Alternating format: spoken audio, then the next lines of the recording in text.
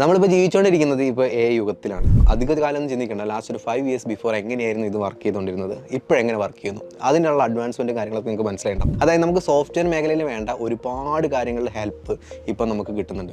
ഇനി നമുക്ക് വേണ്ടത് എന്താണെന്ന് വെച്ചാൽ അതിൻ്റെ ഒരു പ്രാക്ടിക്കൽ ലെവലാണ്, അല്ലെങ്കിൽ ഫിസിക്കൽ എഫേർട്ട് എങ്ങനെ കുറയ്ക്കാന്നുള്ളത്. അതിൻ്റെ ഏറ്റവും വലിയ എക്സാമ്പിൾ റോബോട്ടിക്സ് ആണ്. അതായത് ആർട്ടിഫിഷ്യൽ ഇൻ്റലിജൻസ് അതിൻ്റെ ബ്രെയിനായിട്ട് വർക്ക് ചെയ്യുന്നുണ്ടെങ്കിൽ ആ ബ്രെയിനിൻ്റെ ഫിസിക്കൽ എഫേർട്ടും കാര്യങ്ങളും വരുന്നത് കംപ്ലീറ്റ് റോബോട്ടിക്സിലേക്കായിരിക്കും. ഇനി ഫ്യൂച്ചറിൽ ഒരു 5 years കഴിയുമ്പോഴത്തേക്ക് ഈ സെയിം സാധനം നമുക്ക് അവിടെ റീപ്ലേസ് ചെയ്യുന്നത് കാണാം. അതായത് എങ്ങനെയാണോ പല ഫീൽഡിൽ, ഇപ്പം നമ്മുടെ വീട്ടിൽ നോക്കുകയാണെങ്കിൽ വീട്ടിൽ കുറേ ഓട്ടോമേഷൻസ് കാര്യങ്ങൾ, ഇപ്പം ഫ്ലോർ ക്ലീനിങ്ങും അങ്ങനത്തെ കാര്യങ്ങളൊക്കെ വരുന്ന മുതൽ ഒരു ഇൻഡസ്ട്രിയിൽ നോക്കുകയാണെങ്കിൽ അവിടെ ഉണ്ടാകുന്ന ഷിപ്മെൻറ്റും കാര്യങ്ങളൊക്കെ വലിയൊരു ഇൻഡസ്ട്രിയൽ റോബോട്ട്സും കാര്യങ്ങളൊക്കെ വെച്ചിട്ട് അവിടെ ചെയ്യുന്ന കാര്യങ്ങളൊക്കെ നമ്മൾ ഓൾറെഡി കണ്ടുകൊണ്ടിരിക്കുകയാണ്. അപ്പോൾ അതിനകത്ത് എങ്ങനെ അഡ്വാൻസ്മെൻറ്റ്, അതിൻ്റെ അകത്ത് എങ്ങനെ ആർട്ടിഫിഷ്യൽ ഇൻ്റലിജൻസ് ഇൻക്ലൂഡ് ചെയ്യുക എന്നുള്ള കാര്യങ്ങളൊക്കെ ആയിരിക്കും വരുന്ന ഫ്യൂച്ചറിൽ ഉണ്ടാവുക. അതുപോലെ തന്നെയാണ് നമുക്ക് ഈ ഒരു റോബോട്ട്സിനെ കൺട്രോൾ ചെയ്യുന്ന ആളുകളുടെ ഒരു സ്കില്ലും.